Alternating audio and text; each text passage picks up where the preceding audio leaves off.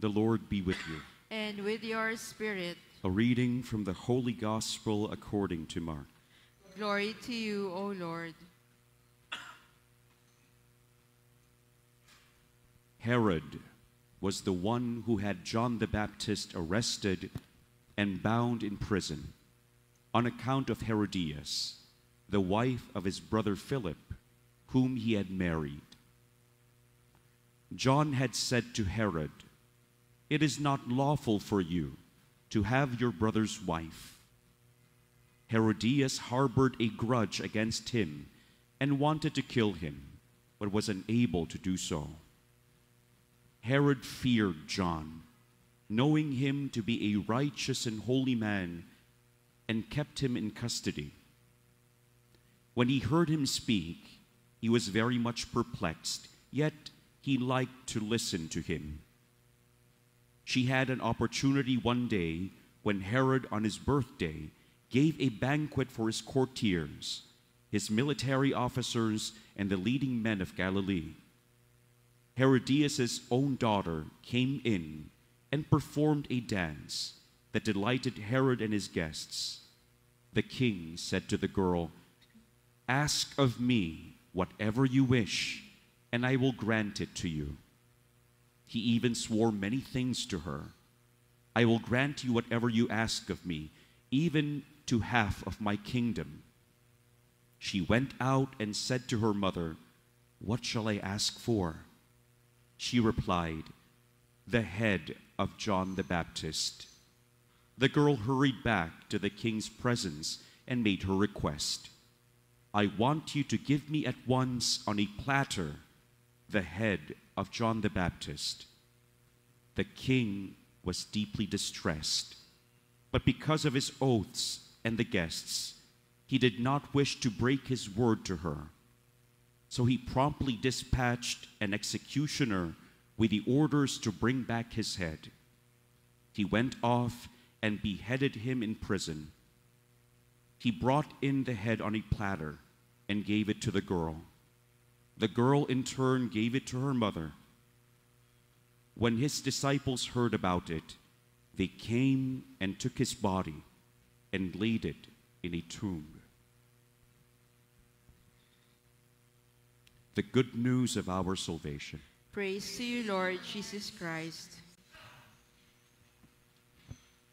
Magandang tanghali po sa inyong lahat, mga kapatid.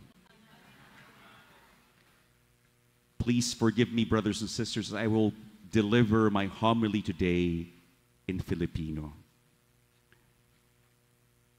Pag ang tao, sinasabi niya lang yung gusto mong marinig, baka politiko lang yon. Baka naman talaga pwedeng politiko lang itawag sa kanya. Pag ang tao sinasabi ang kailangan mong marinig, propeta ang tawag doon. Pag ang tao puro pangakong napapako, baka politiko lang talaga siya. Pag ang tao gumagawa ng mabuti kahit walang sinasabi, walang pinapahayag, walang advertisement, propeta ang tawag doon. Pag ang tao, puro image niya lang ang inaalagaan, pero walang paninindigan. Sa kampanya, slogan, para sa mahirap. Pero pagtapos, mahirap din ang inaapi. Mahirap din ang ninanakawan. Baka politiko lang talaga siya. Pag ang tao, hindi na baling masira sa paningin ng iba, kutsain, pangit na opinyon palagi sa kanya, basta't ipinaglalaban ang tama at ang dukha, propeta ang tawag sa kanya. At pag politiko ka lang, pwedeng Herodes ang tawag sa iyo. Pero kung propeta kang totoo, hindi lang Juan Bautista ang kagaya mo, hindi lang Kristiyano, kundi anak ng Diyos. Ikaw, tunay na kapatid ni Kristo, ang tawag sa iyo, tagalangit. hindi lang tagalupa.